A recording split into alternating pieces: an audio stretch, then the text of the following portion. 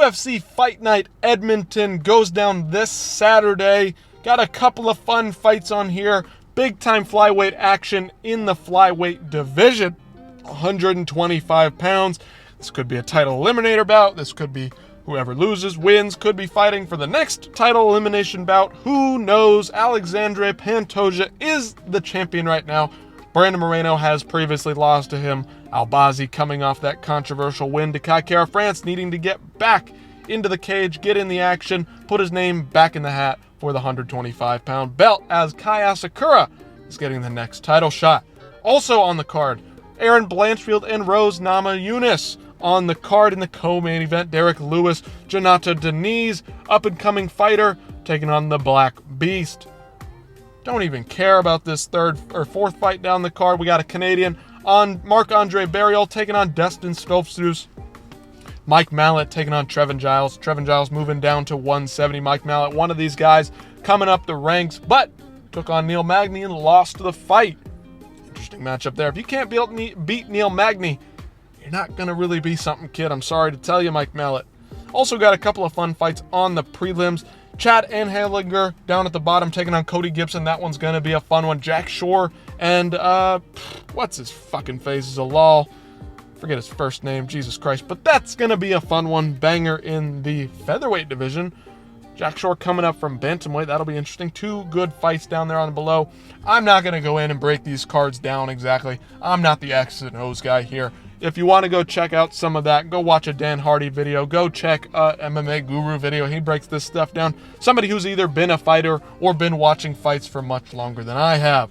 Charles Jourdain and Victor Henry is going to be a fun one. Charles Jourdain is a fun, flashy striker, and Victor Henry, just one of these sturdy veterans that's been around MMA for quite a long time. Well-rounded opponent there. Jasmine Jazdovicius, also Canadian.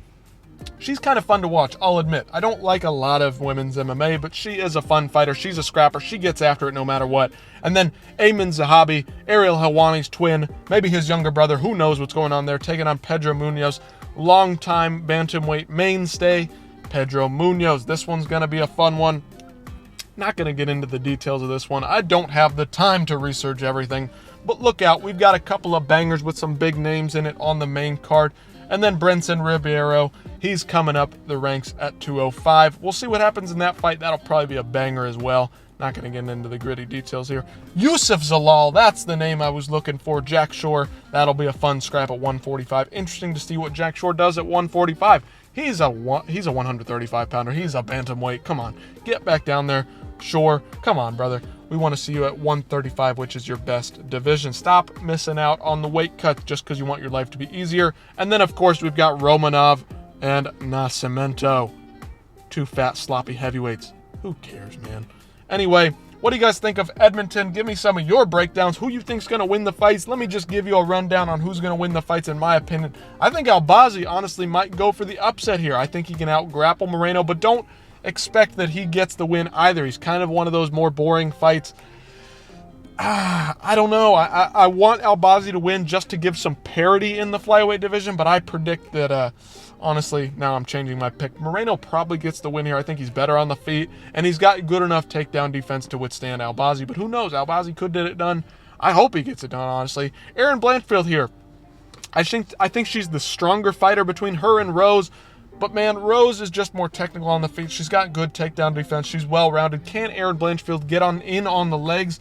And will she lose another fight here? She looked really, really good on the come-up, but came and ran into a couple of heavy hitters.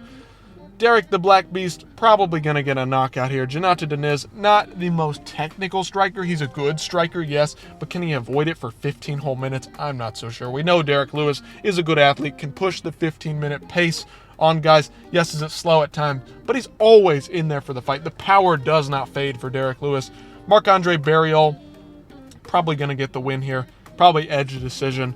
Mike Mallet, probably going to get a win, a knockout here of some sort. Maybe a submission over Trevin Giles. Trevin Giles just isn't quite the athlete we need him to be at welterweight.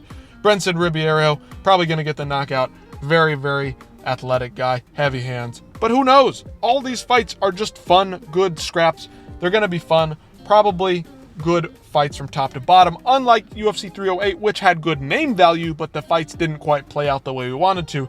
This one doesn't quite have the name value, but the scrappers on this card are legit. Charles Jourdain, like I said, flashy striker against Victor Henry. Charles Jourdain probably just going to be the better athlete in this one, might get the win, but Victor Henry, smarter fighter in my opinion here, probably going to get the win. Ayman Zahabi on the come up. Pedro Munoz kind of on the decline, but Pedro Munoz, he just manages to figure out how to get wins here. I don't know what happens in this one, to be honest with you.